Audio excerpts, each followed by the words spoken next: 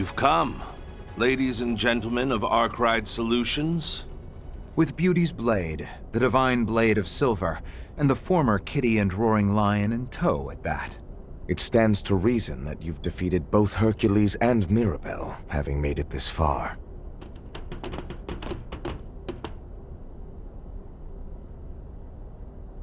Yeah, we're here to take you up on your invitation.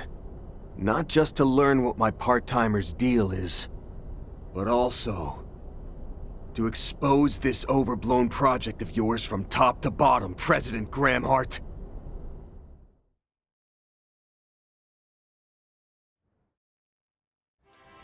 We're finally down to less than 15 minutes before launch! You won't want to look away for even a second, folks! Citizens of Calvert, no, viewers all across Zemuria, please join us in witnessing this momentous feat for the ages. Huh? It's on yes. Oh, so it is. And wasn't that Dominique with her? Why are they heading to the tower now of all times? It's not even supposed to be open today. Otherwise, the observation deck would have been my first choice of where to come clean to Yume. Hey, Mommy? Maxim? Say no more, sweetie. Let's go and ask if they'd like to join us. Right. Hold on a second! If we do that, we'll miss the launch! Come on, we gotta hurry! We can't ignore on yes on her birthday!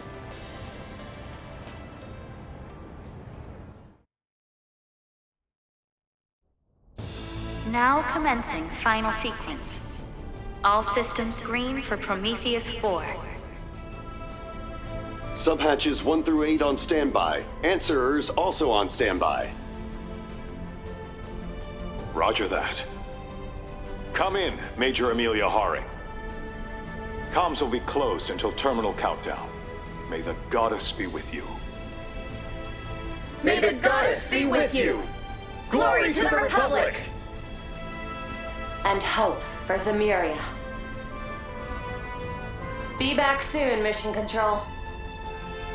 Papa? I told you not to call me. Oh, never mind. Go get him, Amelia. We now come to you live from the hot springs paradise of Longlai, not far from Zeku Space Base. As you can see, crowds from all over are here to see for themselves this historic triumph. Historic triumph. Oh, how much less this would weigh on me if that's all it was. It's true that this will mark the very first time Zemuria has seen a human make it to outer space. But there's another, more critical layer that overshadows that accomplishment, isn't there? Enough to make you scrounge up those dirtbags over there for some extra muscle. Well, that's a fine how do you do. Though we can hardly fault the hostility.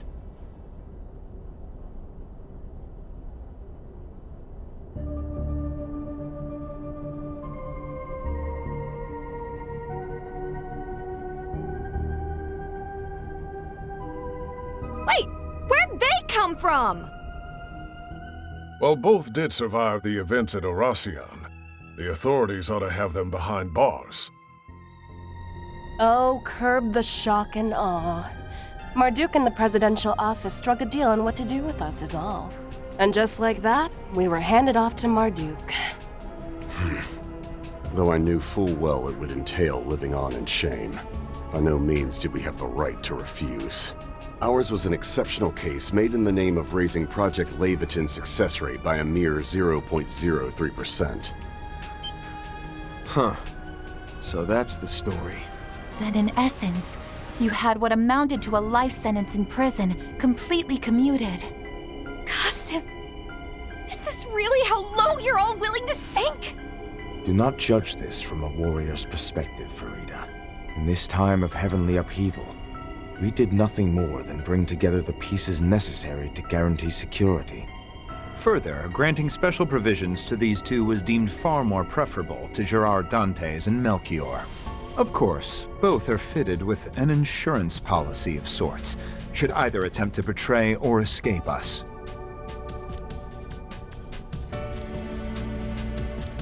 Remotely detonated explosive collars? You actually developed something that gruesome? I can see why you'd feel the need. Though those looks in their eyes say it won't be necessary. A rather charitable assumption. Our necks are in the noose here, Precious. You won't hear a peep from us. So go on. Chat your hearts out. Real convincing, but fine. We've got more important topics to get to anyway. Well, let's have you start from the top. Tell us all about this Project Leviathan, Mr. President. Certainly. I summoned you here to do just that.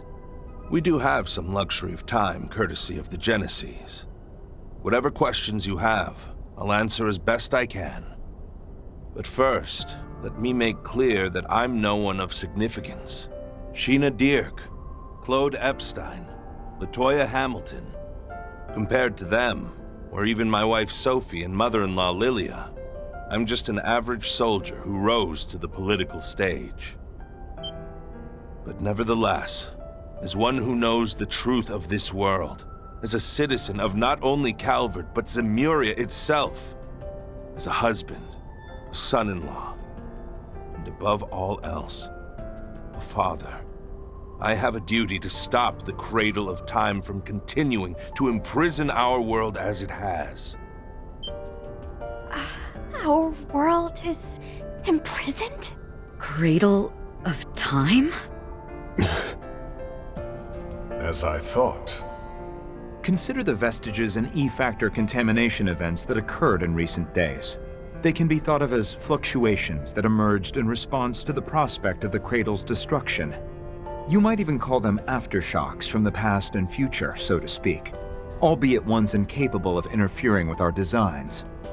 What in the hell are you getting at? It's just as that apostle.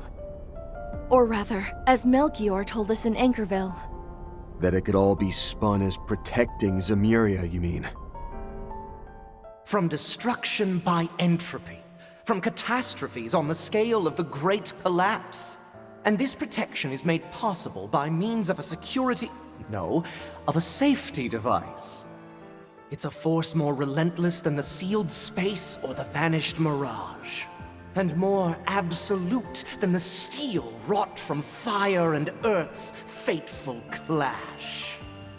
Yet, there are those who do not believe that to be so. One such person being this country's president, Roy Gramhart. Evidently, his plan is well laid. Even the head of the society is willing to let it run its course, I hear. Well now, I'm not sure whether to feel honored or ashamed receiving recognition from someone even a terrorist would call deviant. But my, how time flies. To think that this is already 3 years in the making. More specifically, it was immediately following President Gramhart's electoral victory 3 years ago that Project Leviathan began. Its primary objective, put simply, is the destruction of the entity barring the world of Zemuria from its future. At the time, it was still 1 month prior to the Battle of Jormungand. The plan was shared only with Air Force General Haring and a select few members of the CID. Though initially received with partial skepticism, preparations and inquiries continued in secret behind the war's curtain. From there, be it the truth of what the Institute had disguised as outer space, Marduk's classified data, or intel from the Church, society, and so on, evidence that substantiates the President's hypothesis began steadily amassing. Said hypothesis is that within that false outer space lies one of the septarians bestowed by the goddess. That the treasure itself is keeping this world we call Zemuria sealed away while influencing the thoughts of those who live here. And last but not least, that it is evaluating this world by unknown criteria. Then rewinding to the start of the same 1200-year cycle.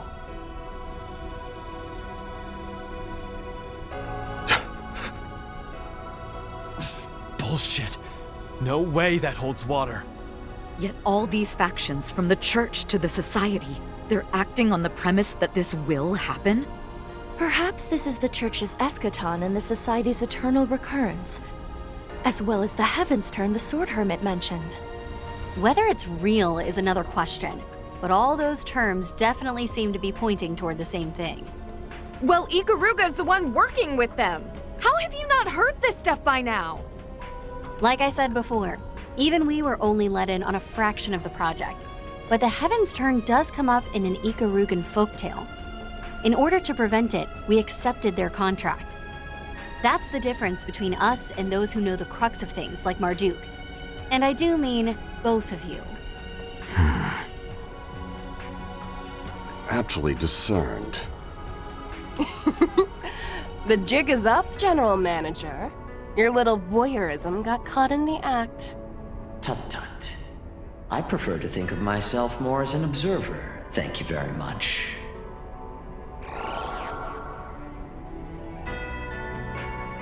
Mr. Thorndyke. Miss Twinings, I trust your temporary assignment is going smoothly. Do feel at liberty to continue it without reservation. Now then, if you will permit me to elaborate. Marduk has indeed been aware of and speculating over this for some time now. I refer, of course, to the spatio-temporal rollback induced by the Septarian of Time, the Grand Reset. To dispel some mystique, our risk management AI was originally devised in aims of forestalling this very event. However, from Liberl to Crossbell to Erebonia, such incidents as the Retributive Tower were followed by accelerated increases in the possibility of its occurrence. Yet, curiously enough, its likelihood seemed to lessen for a time during the Battle of Jormungand against the Empire. Ascendancy over Zemuria and the subjugation of its people under the reign of the Septarian of Steel. Rather ironic that this undesirable aim actually led to the process of rewinding the world, what we call the Grand Reset, being deferred. Incidentally, as has been pointed out, the Church and the Society have been working independently to address this eventuality. However, there are others who you could say have taken preparatory measures of a more concrete persuasion. Professor Epstein, for instance, progenitor of Orbal civilization and creator of the Genesis. As well as his disciple, Professor Latoya Hamilton, who created remarkable substitutes for those same devices. And let us not forget the inaugural Grimcat, Madame Dominique Lanster, or Lilia Claudel, formerly Epstein. Perhaps one might even count President Graham Hart's departed wife Sophie and daughter Agnes among them. Thank you, Mr. Thorndyke. But I believe that's quite enough supplementary exposition. Forgive me. It would seem I have overstepped my bounds. Whether it's the Church, the Society, or Professors Epstein or Hamilton, we understand that their plans to address this crisis are based on the assumption that it's inevitable. But as the President of the Republic of Calvert, the foremost country in Zemuria, I cannot quietly sit and accept that. Having decided that, I went ahead with my own plans, which at this moment are near completion. If I may interrupt, these plans naturally involve some level of risk, no? But of course, I have no intention of denying that.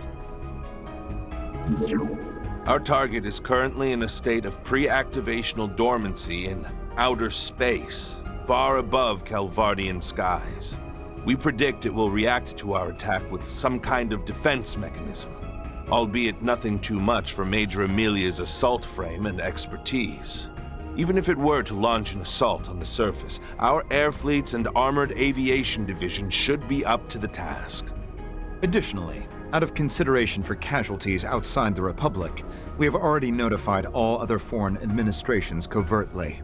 Marduk's risk management AI assessment currently places the odds at 7-2 in Calvard's, and by extension, the entire human race's favor. A 70% chance of project success against a 20% chance of failure, with the remaining 10% mathematically impossible to determine. An unseemly shortcoming on our part, leaving even that much room for error is simply disgraceful. I believe a slightly more accurate figure could be derived, however, with some cooperation from the, shall we say, more conscious mayor. You're the last person I want to hear talking about her like she's some kind of tool. Still, isn't all that just the picture of arrogance? Even if the scales are slightly tipped our way, you're still betting the fate of all humanity on a high-stakes gamble. What right does the head of a single nation have to make such a far-reaching decision? Even so, there's not much time remaining. If we do nothing, it appears the reset will still happen in late August of this year. Precisely when the sun, moon, and Septian planets will be in conjunction. Such is also spoken of in Krugan folklore, though perhaps it was relayed to Hamilton's pupils as well. Oh yeah, that was in the chants passed down by our people. So the assignments Gran gave me, Essie, and Yang, they were all in anticipation of this? That just leaves the question of how you even know about this. My money says it has something to do with Agnes's mom and grandma. You'd win that wager. Each of them carried out their role as a successor to Professor Epstein's last wishes. Their reasoning for going through with it was noble. But still, I couldn't accept it. Hence why I called Agnes to the capital and kept her in confinement. Though, admittedly, temporarily borrowing the power of her inheritance over there was additional motivation. While it isn't quite their intended application, they do appear to improve the AI's assessment accuracy. This seems an ideal arrangement for you as well, seeing as it prevents the young lady from using them recklessly. Renee. Gotta admit, this all seems way too big for one small-time odd jobber from Edith. Still, I've got 3 bones to pick here. First off, Agnes and the rest of us busted our asses finally getting those Genesees together. You using them after the fact without our say-so doesn't sit right. So we'll just be taking them back. Yeah! What you're doing isn't any different from the Garden Master! And having some grand cause, no matter how noble, doesn't earn you a free pass.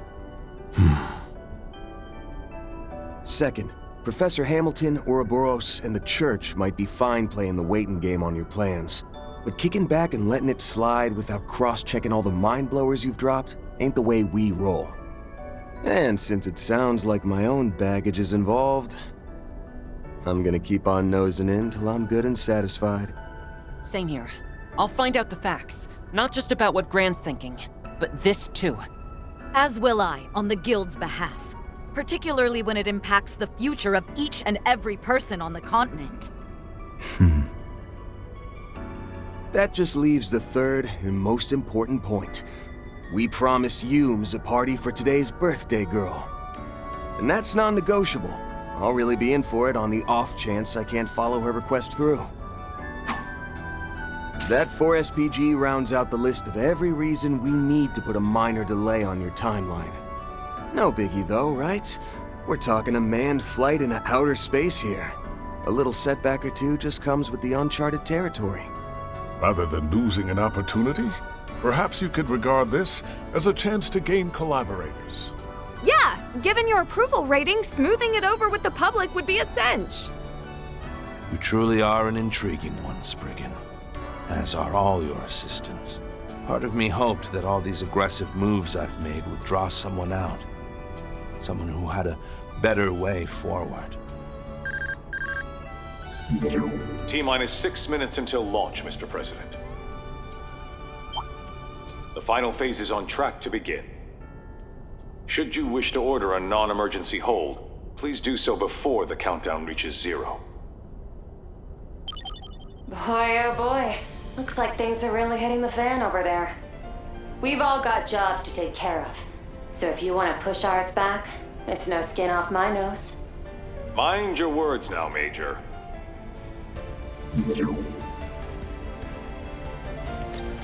I'm afraid we can't risk letting this chance slip. Kincaid, Marduk Security Division. Yes, sir, Mr. President. Our final contract must be fulfilled.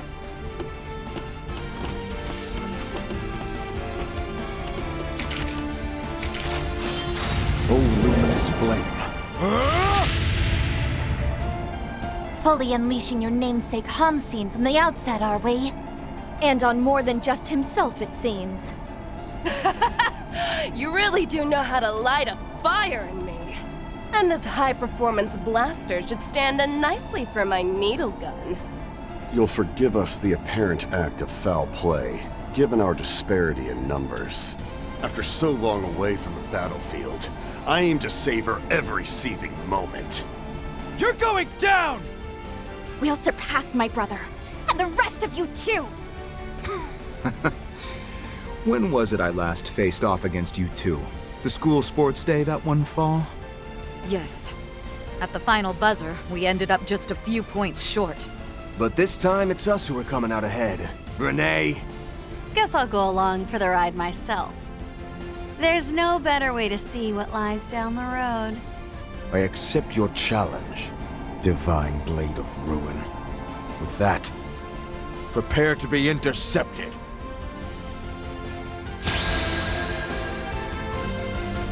Boy, does fate get a kick out of toying with me. Still, whatever it has in store, I'll see it through. Mankind's future hinges on this moment. It includes even wretches like ourselves. We must give our all.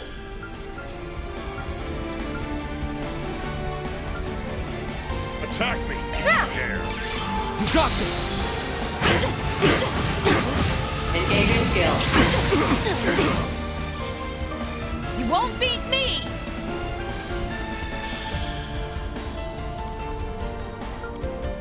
Zypha, activate. I'll turn the tide. Pump yourself up. You won't break this. Diamond Guard! My turn now. Like the wind!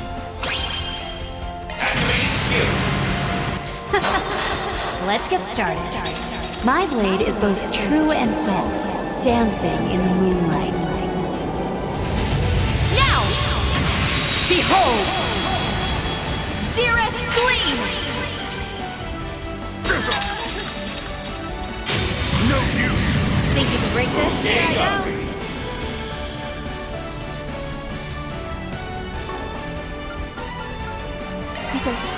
Me, yo. Our final bastion.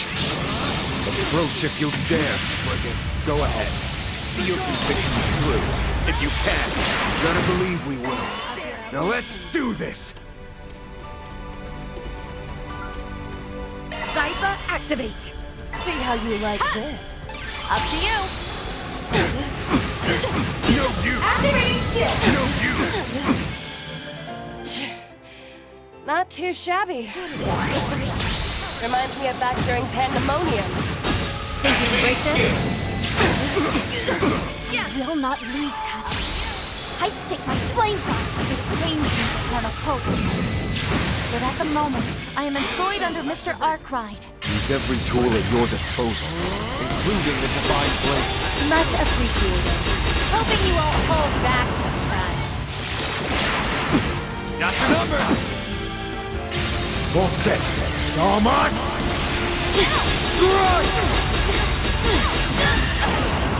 You're open!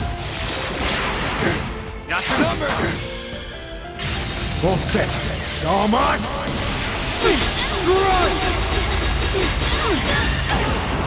You're open! Got your number! Here it comes! Out of my sight! You're open!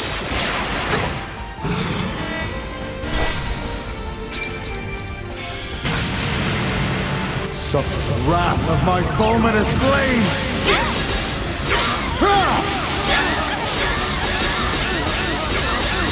Over and out! Safe of Suleiman!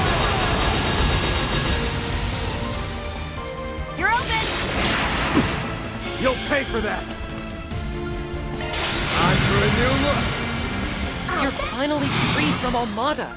So why would you... Putting aside being leashed by Marduk like this, it's not so bad getting to play on such a high-profile stage. Whatever. All we need to do is just show him who's boss again. Up to you.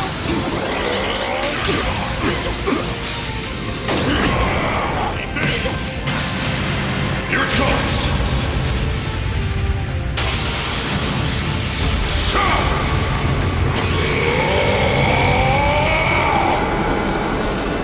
Radiant Sunray!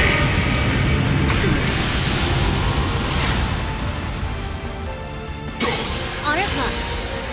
Here! Boost gauge limiter! Impressive. But one of the vestiges still got the better of you, didn't she? How do you... No! I need to focus on getting Agnes back now! Much stronger than I expected. I'll have to redouble my aid to the Hom scene. Hope that worked off some of my debt. Is that all you and your cohorts can do, Spriggan? Don't start getting cocky, Renee, because we're kicking your ass! POC in operation! Activating skill! Let's get this heist underway. I hope you're ready.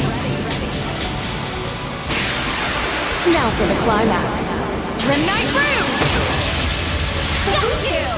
Push this far against a roster like ours. Well done. And another! Activating skill! On my mark! So you've outdone me. However... Here to support! Activating skill! Think you can break this? Such fervor. I can see you've honed your skills. Nice! Moving on up! I will always strive to Well better fought. myself.